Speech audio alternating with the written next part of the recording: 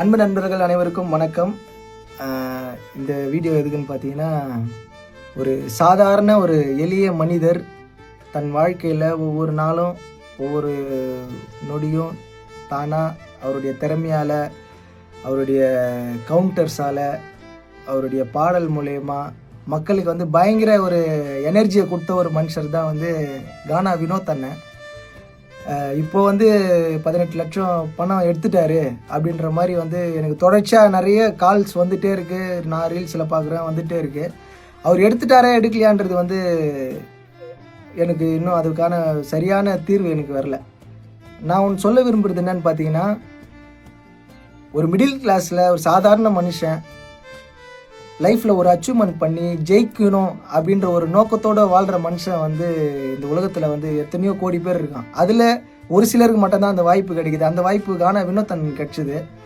நான் என்ன சொல்ல வரேன்னா, இதுக்கு முன்னாடி பிக் பாஸில் இதே சேம் சீசனில் பிக் பாஸில் உள்ளே இருந்தவங்க வெளியே போயிட்டு திரும்பவும் உள்ளே ரீஎன்ட்ரி கொடுத்தாங்க. ஸோ அவங்களாம் நீங்கள் ராயபுரம் வினோத் அண்ணனை சப்போர்ட் பண்ணி நீங்கள் பேச வேண்டிய அவசியம் இல்லை.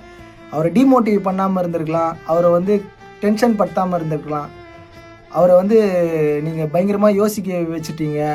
எப்படி சொல்கிறது, நீங்கள் வெளியே வினோத் அண்ணனுடைய பவரு, மவுஸு, மக்கள் சப்போர்ட் எப்படி இருக்குன்னு உங்கள் எல்லாருக்குமே நல்லா தெரிஞ்சும் அவர் நீங்கள் ட்ரிகர் பண்ணிகிட்டே இருந்தீங்க. ஒரு நாள் நான் தொடர்ச்சியாக பார்த்துட்டு தான் இருந்தேன். ஒவ்வொரு நாளும் அவர் பேசுகிற சின்ன விஷயமா இருந்தாலும் அது பெருசாக்குறது, அந்த மாதிரி தொடர்ச்சியாக நடந்துகிட்டே இருந்தது.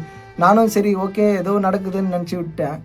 ஆனால் மணி பாக்ஸ் எடுக்கிற அளவுக்கு அவர் மைண்டு மாறி இருக்குன்னா அது கண்டிப்பாக அதுக்கு 100% பொறுப்பு உள்ளே இருக்கிற அந்த எக்ஸ் கண்டஸ்டன்ட் தான் நான் 100% சொல்லுவேன்.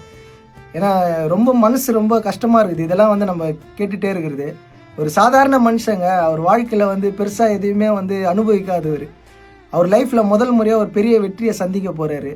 அந்த டைமில் இவ்வளோ பேர் ஒரு மனுஷனை இத்தனை பேர் டார்கெட் பண்ணுறதுன்றது எப்படி சொல்கிறது, என்ன மாதிரி இருக்கிற மிடில் கிளாஸில் எவ்வளவோ இளைஞர்கள், எவ்வளவோ குடும்ப தலைவர்களுக்கு அது ஒரு பெரிய அச்சீவ்மெண்ட்டு.